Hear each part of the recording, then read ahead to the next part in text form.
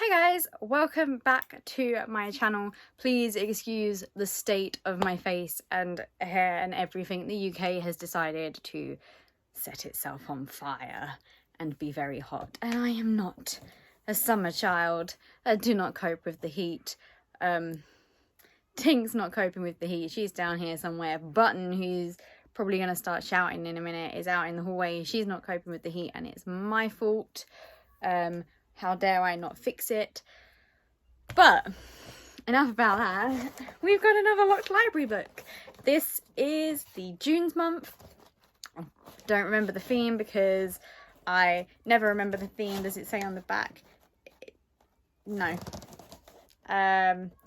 So I don't know what the theme is. Let's have a look at the book. So again, we have got, oh, this is a chunky boy. Okay. Oh, yeah, no. Now I'm hot and covered in page dust. Yay. Really cool. So, all nicely packaged. The girls are going to be happy with, let's see if I can get it off without too much damage because they like to tear it up themselves. Oh, we're doing well, we're doing well. Yes. Can we get it up that bit? Oh, we can. Look at that. Perfect. No disruption. They can tear it to their heart's content. So, what have we got? Oh, oh, oh, oh, okay. Wow. Wow. This is pretty. This is, I think, a sci-fi book, if I remember correctly. So, we have got The Library of Broken Worlds. It's nice and shiny. You can't really see it because I've got my window open. And it is by Elia Dawn Johnson. And look at them. Look at them. They're so pretty. I've got cat fur in my face. I love that. It's just plain black on the end. Oh, there's a ribbon bookmark. It's a bit dusty from the shredded pages. I love that. That is stunning. And then we've just got the back there. Pretty standard. Pro tip, if you get this box, do not read the label on the bottom for the theme, because where they will sell the stock later on, they actually put the name of the book on there. So that's why I sort of paused when I said no. Oh wow. Oh my god. You guys know how much I love gold on black.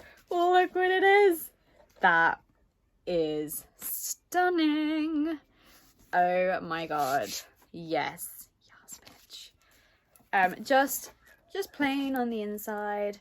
There will be an author's letter, yes, on the inside.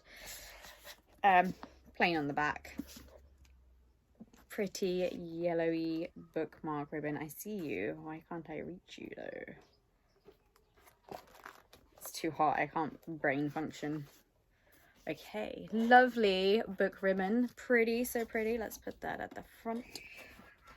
Sorry for the screaming you can hear outside. There's a lot of kids in my area.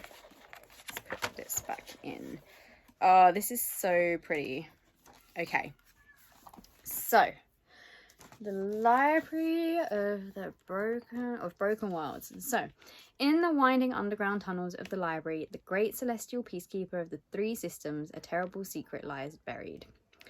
As the daughter of a library god, Freda spent her whole life exploring the library's ever-changing tunnels and communicating with the gods. Her unparalleled access makes her unique and dangerous. When Freda meets Joshua, an immortal desperate to save his people, Nagui, I'm butchering this, sorry.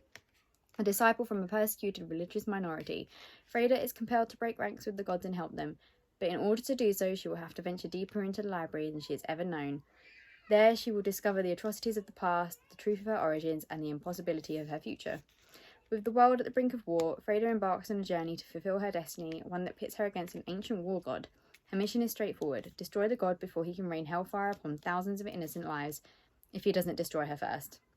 A girl matches wits with a war god in this kaleidoscopic epic tale of oppression and the cost of peace, where stories hide within other stories, and narrative has the power to heal, or to burn everything in its path. And it's a sparkling, thought-provoking new offering from World Fantasy Award-winning author Elia Dawn Johnson. I thought this was going to be sci-fi, but actually this sounds super fantasy. And I'm here for it. Not that I'm opposed to sci-fi after one of the ones that I read that I can't remember. Not read Scholar's Wake. You can see it affected me so well. It was one of the Illumicrate books, I think. And then Aliyah Dawn Johnson lives and writes in Mexico, where she has made her home since 2014. Johnson graduated from Columbia University in 2004 with a BA in East Asian Languages and Cultures, and has lived and travelled extensively in Japan. I am not jealous at all. She won the Nebula Award for YA Science Fiction and Fantasy and the World Fantasy Award, and received her master's degree with honours in Mesoamerican Studies from the Universidad Nacional Autónoma de Mexico. I have just butchered that, I am sorry. With her new band Cananea, she had a chance to explore her creativity musically, writing and singing songs that are a mix of the personal and the unabashedly speculative, just like her fiction. The Library of Broken Worlds is Johnson's debut title for Magpie Books. Oh, I wonder if that means it's not being published yet. Officially. Let's say... It does say 2023. I wonder if this is another early release. The author's letter, though. Let's have a crack at that. Dear Locked Library reader, the story you are holding right now is special to me for many reasons. It is my return to novel-length science fiction and YA after nearly a decade. It gave me the ideal canvas to explore some big philosophical ideas. Quantum physics for the win. Okay. But the part of this story that is closest to my heart and that I want to share with you is one simple fact. Freda is a survivor. More specifically, she is a survivor of sexual violence, just like I am. At a young age, someone stole her consent, her agency, her right to freely express her sexuality, and afterwards pretended as though he had done nothing wrong. Years later, the reverberations of this one act has stretched into every aspect of her life.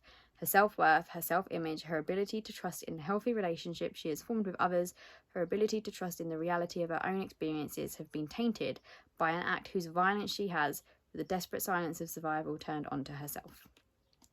Oddly, Freda was always a survivor, even in the drafts before I had consciously made that decision. But once I understood, I thought it might kill me to finally say this out loud, even on behalf of a fictional character. And yet I did it, because to me, as to Freda, story is sacred, and this was part of our story.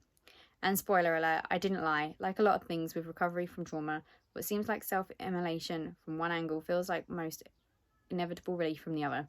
I am proud to be a survivor, and I'm proud to have written one in Freda.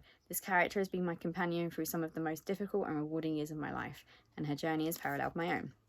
I hope that you, whether a survivor or not, can find something to cherish in the story of this vulnerable girl who learns that the power lies in very vulnerability, in her determination to keep her heart open and to love radically because she deserves it. All my love. And then we've got a signature. I'm sorry, my neighbours are just being super noisy today because the sun's out. So it is kind of sci-fi and fiction, I guess, like a mix of the two, which is fine. It sounds really interesting. I've got such a huge backlog of books. I'm actually staring at it right now and it's making me so sad. I don't know how this happened. How did I end up with so many? I can't wait to read this. This sounds really interesting. I'm hoping it's not going to be like the last video that I did where the book was not as interesting as it sounded, but this does sound promising. And if not, it's covered in pretty stars, so yay, hopefully. I need to, really crack on with my reading. I made the mistake of starting Legends and Lattes last night and read all of about 3 pages. And this looks like a bit of a chunk. It is cracking in at 431 pages. I mean, I'd probably get that done over the weekend if I can get Legends and Lattes done over the week. And I don't go anywhere or do anything, which seems very much like something I would do. Yeah, it sounds good. I'm looking forward to it. All of the Locked Library books have sound amazing. So I only read one and it was good. I'm not really a horror person, but I don't think it was proper horror. Like, it didn't have me on the edge of my seat thinking, oh my god, what's going to happen next? Who's going to die? until like the very end. Whereas the other Lock Library books that I've got, the Valkyrie and I can't see the title, the Thorns Remain, they sound really interesting. Touchwood they are, and touchwood that this is just as interesting. I'm hoping that now that we're in June, the April's book will go up on their TikTok store so that I will have the complete set of Lock Library books from the launch, because I have a book problem and I feel like I've got February's, I've got March's, I've got May's, and I've got June's. So to not get hold of April's is going to be a bit upsetting for me. So fingers crossed that at some point I will be doing an unboxing of that, even though it's super late. But yeah, it's a bit of a short one. I love the colourings. I love the stars, the gold and the black. It is just so pretty. And I'll be reading it as soon as I finish the book that I'm currently on, and I will post a review on my website, which I'll include in the description box below, along with my Twitter and my Instagram, and my other social medias and stuff. I've forgotten what I've had, to be honest. I put all my social medias in the link below, because it's still a relatively new box. I will put the link to Lock Library as well. I'm not sponsored by them in any way, shape or form. I just think they deserve a lot of love, especially if we are like with May's book getting early publication releases.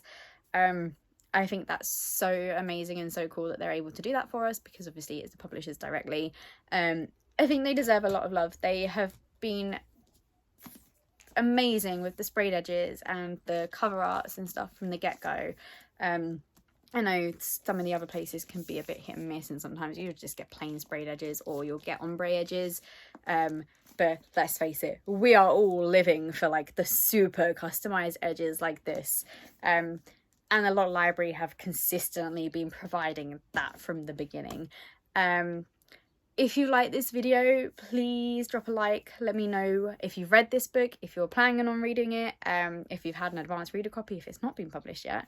And let me know what you think in the comments. If you subscribe to this channel, you'll get a notification every time I post a new video, which will all be my unboxings. I know we've had a bit of a mental couple of months with postings. Hello. We've had a bit of, yeah, I've had a lot of books released in May and June that have all turned up in quick succession. I was hoping to get through a bit more of them than I have done, but life. So it's probably gonna die down quite a bit now. I'm expecting Painted Devils from Illumicrate and the Roots of Chaos set from Illumicrate.